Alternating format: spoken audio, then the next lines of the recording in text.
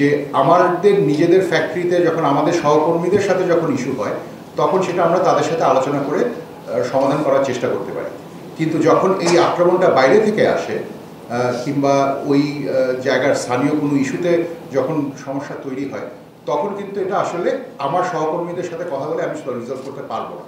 সেটার জন্য তখন আমাদেরকে স্থানীয় যারা আছেন, স্থানীয় জনসাধারণ আছেন, স্থানীয় ব্যবসায়ীরা আছেন, তাদের সবাইকে সাথে নিয়ে কমিউনিটি হিসাবেই কাজ করতে হবে। এইটা যেমন ধরেন একটা বাস্তব।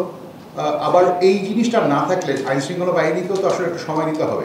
তাদেরকে তো একদম সার্বক্ষণিক সব জায়গায় উপস্থিত দিতে সম্ভব না, এটাও আমরা মানি। কিন্তু যখন কিছু একটা শুরু হয় তখন আসলে কত দ্রুত রেসপন্ড করতে পারবেন, কে করতে পারবেন, এটা একটা খুব বড় ধরনের একটা ব্যাপার।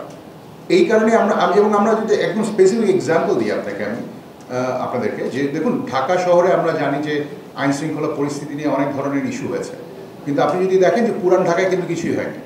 তার কারণটা ছিল পুরান ঢাকার যে কমিউনিটি, যারা স্থানীয় মানুষ, তারা ঐক্যবদ্ধ ছিলেন, যেটা আমরা ঢাকা শহরে অন্যান্য বিভিন্ন জায়গায় দেখতে পারিনি।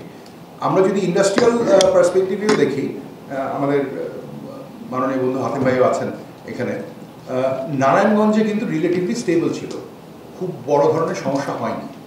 কিন্তু আশুলিয়াতে এটা হয়েছে, আবার একই সাথে গাজীপুরের অন্যান্য জায়গায় কিন্তু হয়নি।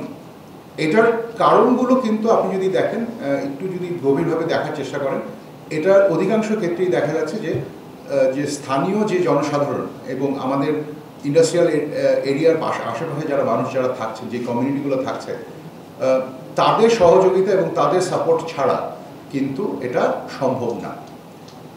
একই সাথে এটা যেমন একটা ফ্যাক্টর, আবার এটা আমাদেরকে এটাও স্বীকার করতে হবে যে ব্যবসায়ীরা সবাই যে খুব ভালোভাবে কাজ করতে পেরেছেন তাও না। অনেকেই আছেন যারা সময় মতো বেতন দিতে পারেননি। কেন পারেননি, এটার আসলে কারণটা একটু দেখতে হবে। কিছু কিছু জায়গায় পারেননি, তার কারণটা হচ্ছে ব্যাংকের থেকে হয়তো সময় মতো টাকা তুলতে পারেননি, এক্সপোর্ট বিল সাবমিট করেছেন, ওটা ডিসকাউন্ট করা যায়নি, কিংবা কোনো বিভিন্ন কারণে হয়তোবা দেখা যাচ্ছে যে আপনার বাংলাদেশ ব্যাংকে একটা খুব বড় ধরনের হিসাব করে ব্যাংক অ্যাকাউন্ট ফ্রিজ করে ফেলেছে। এরকম অনেক ধরনের ইস্যু যেগুলো আছে, যেগুলো প্রিভেন্টেবল। আমরা চাই না কোনো ধরনের সংঘাত পরিস্থিতি তৈরি হোক, কারণ ভায়োলেন্স ইজ ব্যাড বিজনেস। এটা আমাদের জন্য খুবই জরুরি একটা ব্যাপার যে আমাদেরকে এগুলোকে প্রিভেন্টিভ ব্যবস্থা নিতে হবে। এটার সাথে সাথে আবার আরেকটা জিনিস দেখুন, যে আমরা যখন বলছি যে ব্যাংক টাকা দিতে পারছে না, এটার কারণটা যদি আমরা একটু দেখি, পিছনে তাকাই, দেখবেন যে আমরা জানি যেমন সেন্ট্রাল ব্যাংকই বলেছে যে 60টা ব্যাংকের মধ্যে 10টা ব্যাংকের বড় ধরনের চ্যালেঞ্জ আছে, কিন্তু বাকি 50টা ব্যাংক, বাকি যে 50টা ব্যাংক, তাদের যে চ্যালেঞ্জ নেই তা কিন্তু না।